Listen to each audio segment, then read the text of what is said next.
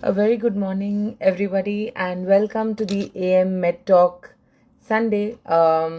Last Sunday we took a break because of the Ganesh Chaturthi festivals, but yes, we are back with our lineup of having interactions with doctors and aesthetic medicine practitioners at the AM Med Talk as promised.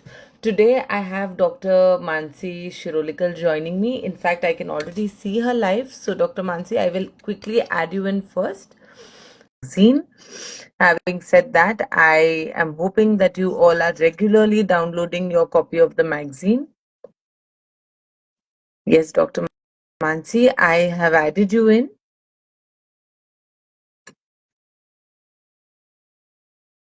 Yes, so we would have Dr. Mansi joining us soon.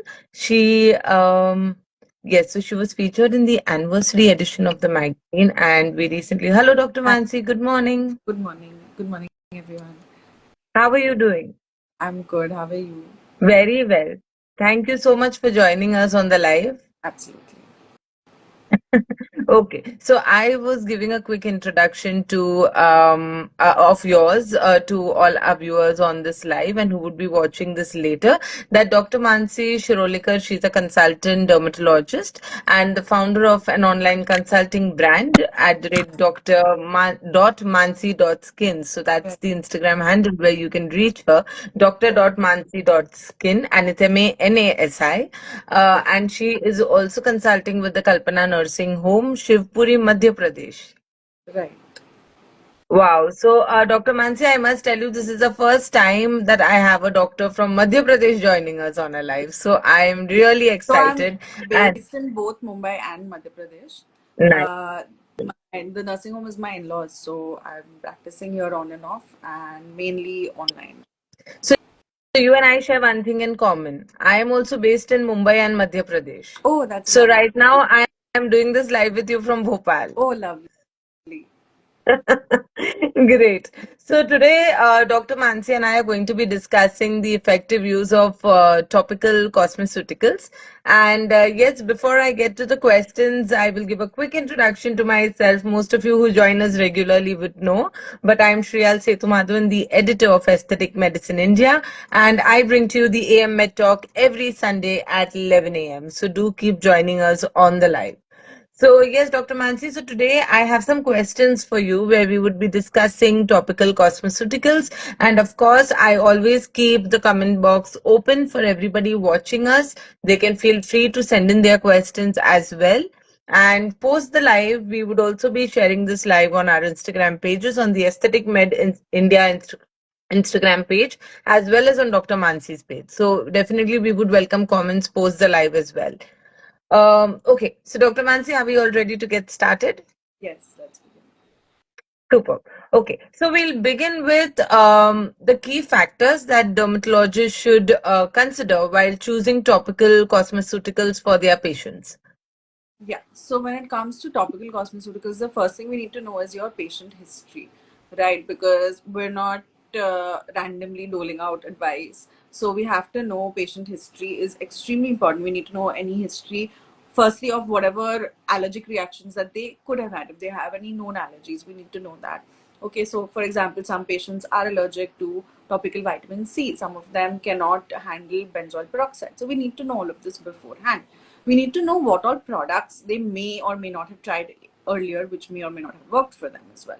So patient history is crucial in order to give them a balanced skincare routine with cosmeceuticals.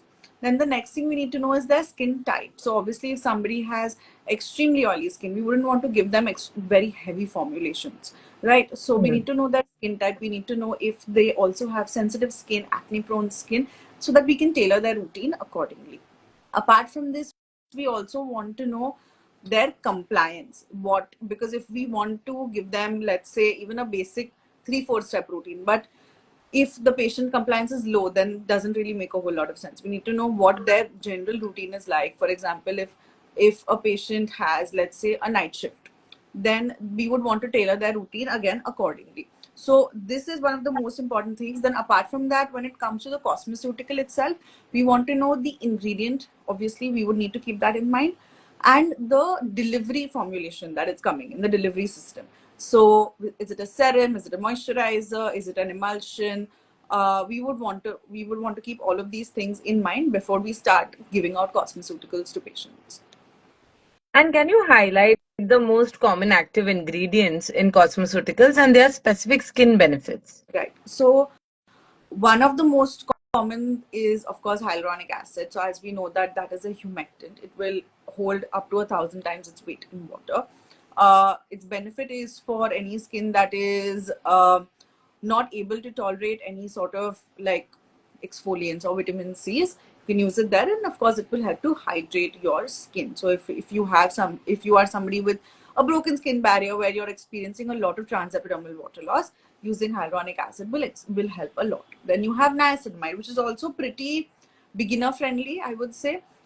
It can suit even sensitive skin, and it will help to hydrate and brighten, and will also help in reducing and regulating sebum production. So extremely beneficial in oily skin, acne prone skin. Then we have retinoids. Now, retinoids, we know, I've almost, it has been used for what, since the 80s, right? So, as retinoid. But now we have other formulations like retinol, retinol palmitate, retinaldehyde, which are all over the counter products and available as cosmeceuticals. Now, retinoids will help you with promoting skin cell turnover. Along with that, they'll also help with collagen stimulation and collagen synthesis.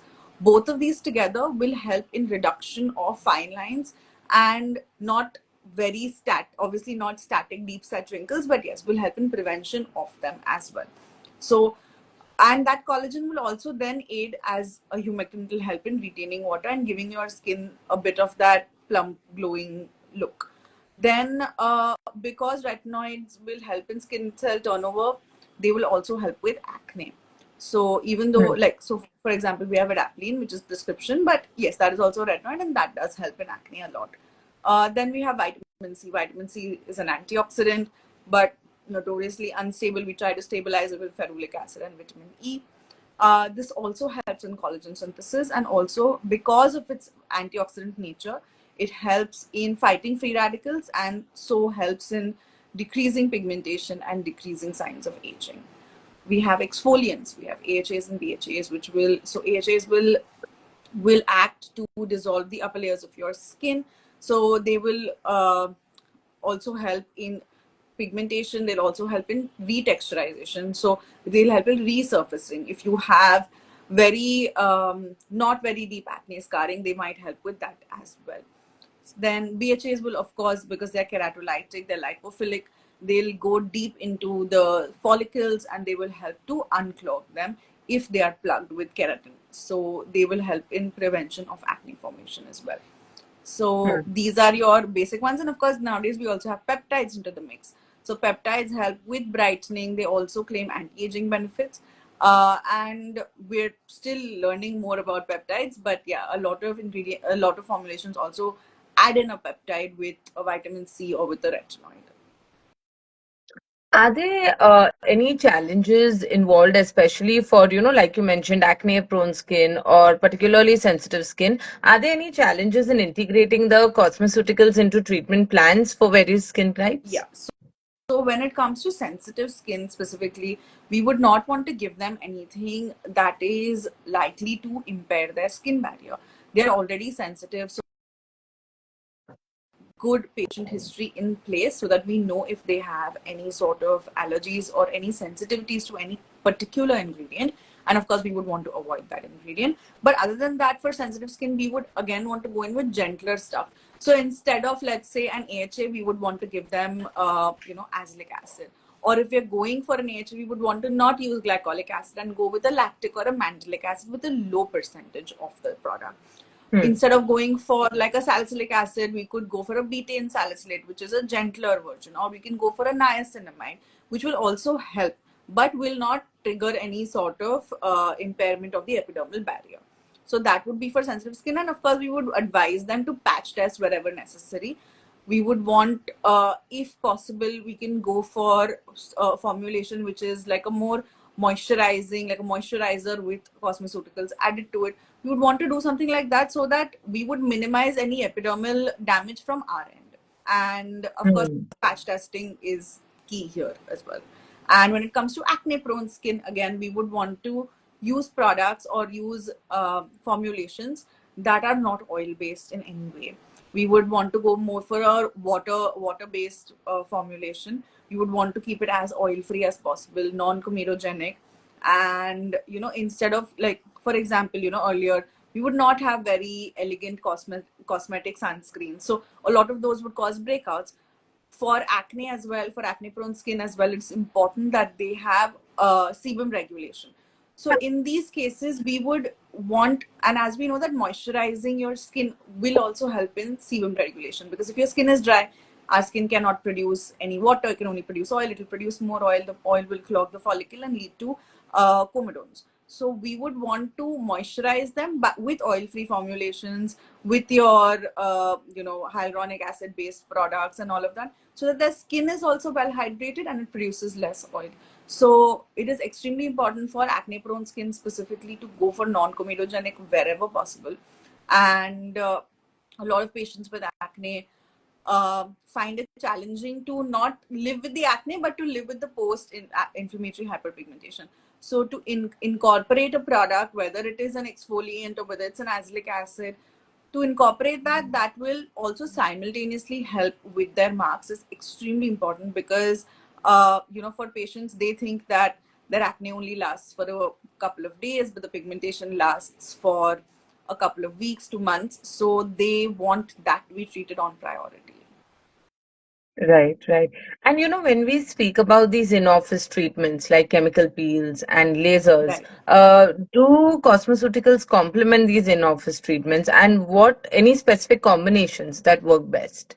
So yeah, so for even when it comes to in-office treatments, whether it's a peel or whether it's a laser, we want to prep the skin before we go ahead and use it, right? So for example, if we're going for a Q-switched NDAC, we would want the patient's skin, like for example, a lot of dermatologists will use a kojic acid, will use a hydroquinone or a tretinoin to help, decrease the pigmentation initially and prep the skin. The retinol will also help in promoting the skin cell turnover. We also personally, like I use, and I've seen a lot of my colleagues use as well, AHAs, because if you're using AHAs, that will also help in removal of the upper layers of the skin, so your Q-switch NDI will work better and not just target just the superficial melanin. Then these, like kojic acid, vitamin C, AHAs, tretinoin, and hydroquinone for very persistent, very stubborn pigmentation works well. Then when it comes to post-treatment, we want to use products that are more barrier supporting. So we are going to go in again with your ceramides, peptides, and hyaluronic acid. If you're using a peel with AHAs, you can complement that with a gentler product that will work on pigmentation like an azelaic acid. If you're using, let's say, salicylic acid, a high strength salicylic acid peel, then again, after your session, your patient can't just be left high and dry. So you would want to give them something like a niacinamide, which will not only help in barrier strengthening, but will also help in reducing further sebum production, which will help in further unclogging, of course. While you don't want to give a salicylic acid based product or a retinoid post peel, that's completely, of course, you would not do that. So using a gentler product that will still give you this benefit is extremely essential. So using, like personally, I would go for azelaic acid and niacinamide, a couple of days after the peel, and just immediately post peel hyaluronic acid, peptides, ceramides, nothing like it. It's the best combination. So, my personal view is, and you may agree, that today the market is flooded with options, and be it for the dermatologist or for the receiving end, for those who apply these products, I think decision making becomes critical over here, because one is you look at the high quality cosmeceuticals, and other one is the exaggerated claims that are also there in a bit of an unorganized market. So, with such a market scenario, how do you differentiate between, the high quality cosmeceuticals and the exaggerated claims? So, firstly, we need to see what claims these are. So, a lot of products will have claims like no preservatives. Now, I never ever would recommend a patient to go and pick up these products, because it's not feasible to open a product and finish it within 5 to 10 days. It needs preservatives, firstly. Secondly, we need to look at the ingredient list. if your product is claiming brightening or even sun protection and all it has is essential oils, it's not going to do anything for you, Mhm. right? So there are a couple of sunscreens on the market which just contain like carrot seed oil, which has an SPF of 7, but they're marketing it as an SPF 50. So there are a lot of these products which we need to be aware of, and the best way to do that is by reading the ingredient list. It is mandated to have the ingredient list on all products, and it's pretty easy to go through it these days. The second thing we would want to look at is if this product has any clinical data. Okay, so a lot of companies, at least the companies that want to stand out, will have clinical data supporting their product, and they'll have it usually on the website. Even if it's a clinical data of, let's say, 30 subjects, 30 volunteers, it's still something. It's better than nothing. And they'll have proper clinical photographs. I've seen it for a lot of international brands, and even Indian brands are starting it. They'll have publications proving the efficacy of their product, not just of the molecule, but of their actual product. That is also extremely important. A lot of companies, sun protection, like your SPF sunscreens and everything, they have the proper SPF certificate also displayed on their website these days, which also helps for you. It'll help for them to stand out. And then a lot of companies will have patents. So if they have a patented product, if they have a patented molecule, that also helps them, obviously, for us to understand that these are high quality cosmeceuticals because the company is investing in it. Mm. And lastly, I think apart from this, we have to just, of course, if there are we have to check for third party. So if there are a lot of third party trials, this will also help the company stand out and the cosmeceutical for us to know that this is a high quality product. If it has your patents, clinical trials, third party trials, all of that will really help a cosmeceutical break the clutter, sort of, and for us to know that it's high quality as well. So whenever you consult a patient, you would be dealing with a lot of their expectations, right? Be it the timeline of the result, the overall result, considering their skin condition at that point in time.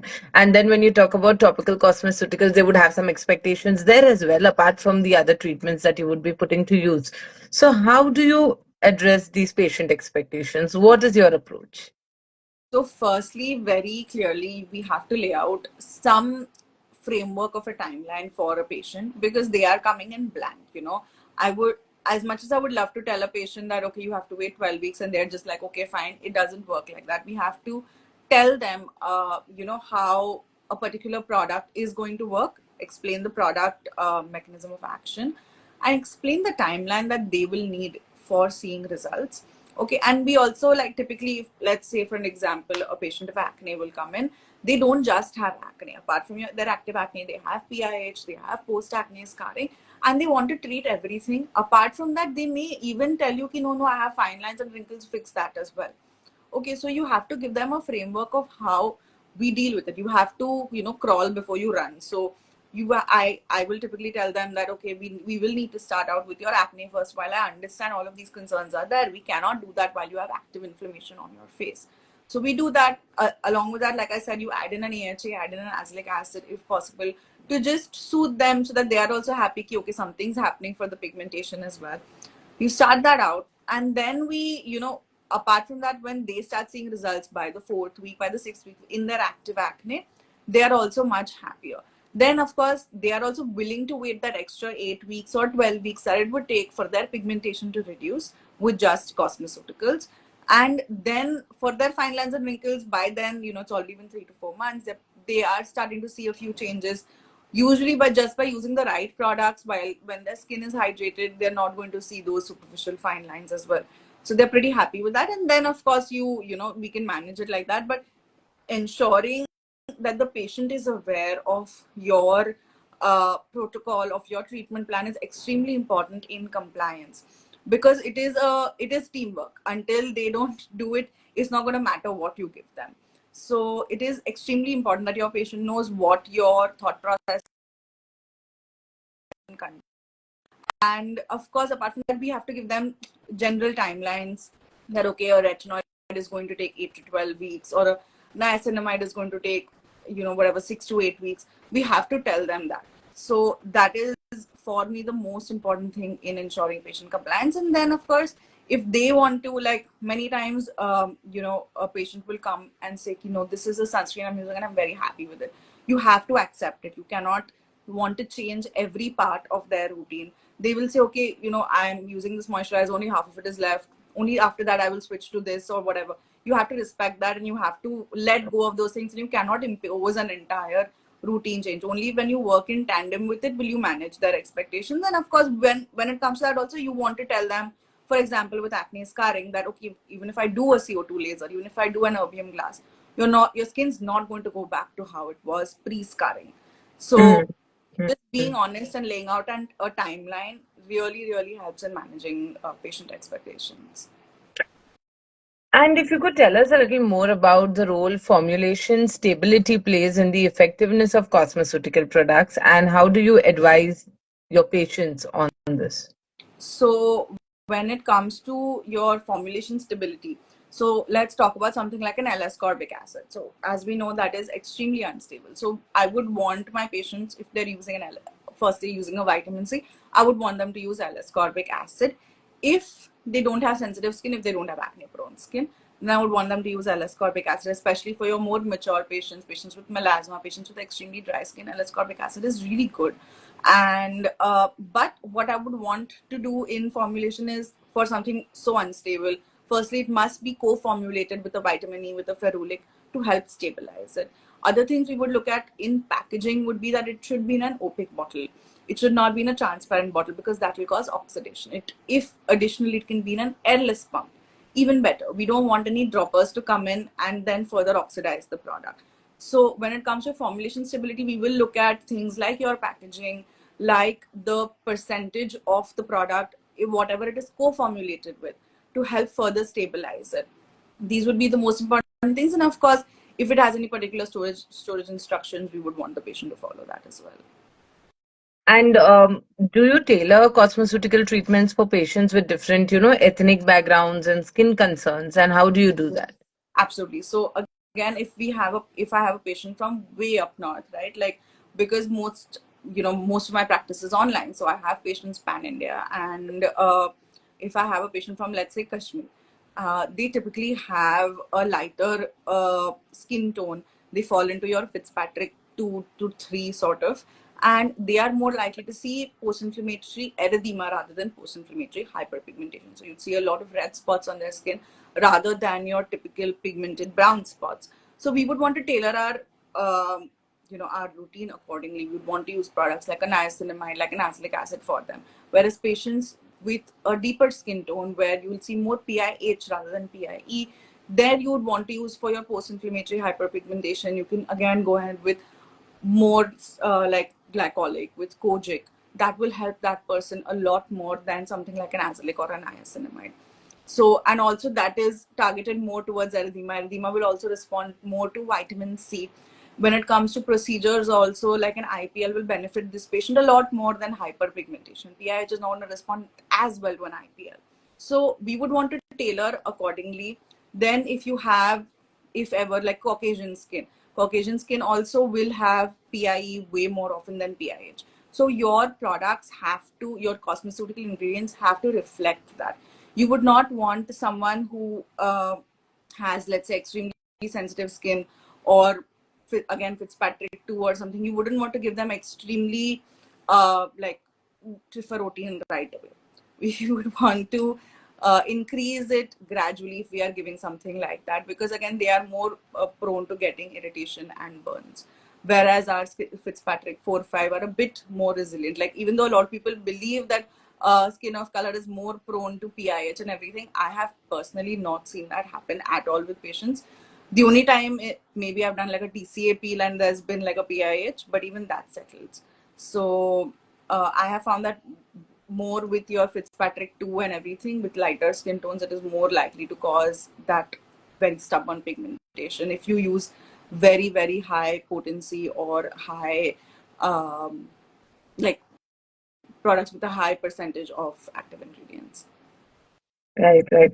Okay, so that more or less brings me to the end of my questions. But if there is anything else you want to add, especially your message to, the doctors or the aesthetic medicine practitioners who are new to using topical cosmeceuticals in their practice with their other aesthetic Right. treatments, anything that you would like to add on a concluding note for us? I would just say that a lot of doctors are very hesitant to use cosmeceuticals because we're not exactly taught it, right? I mean, our books don't have a cosmeceutical section in it. So I would just say that, it's, you firstly, of course, read up about it. And secondly, if your patient comes to you, like I have so many patients who have come to me after consulting a dermatologist and they've just not been happy because our dermatologist has dismissed the cosmeceutical part of it. And patients these days are way more aware, they want to use it, so you have to work in tandem with that. And by doing that and by embracing it, using the correct cosmeceuticals, embracing it, you're going to improve your practice by miles and bounds. And even between your treatments and everything, you still have to give them a routine, and if that routine can include a cosmeceutical, be it even an niacinamide serum, your patient is going to be happy and is going to come back to you a lot more often rather than seeking other options. Dr. Mansi, I think at Aesthetic Medicine India, we would be joining you more often, especially to discuss more and more about topical cosmeceuticals. This live was extremely interesting. I think Thank you've you. kept it very informative and yet been very articulate. Thank you. So thank you so much. Otherwise, I know given your knowledge and your expertise, we could go on talking on the subject and you could get into a lot of details. But definitely, like I said, this live will be saved Yes. and you could leave your comments for us, Dr. Mansi, or I would keep responding to them. I would be in touch with Dr. Mansi also. And Dr. Mansi would continue to be with us through our magazine, through our website, through our annual event, interacting with the entire aesthetic fraternity. Yes. Thank you so much, Thank, Dr. Mansi. thank, Wishing you a great Sunday and a great week ahead. thank you. Bye. Bye. Bye.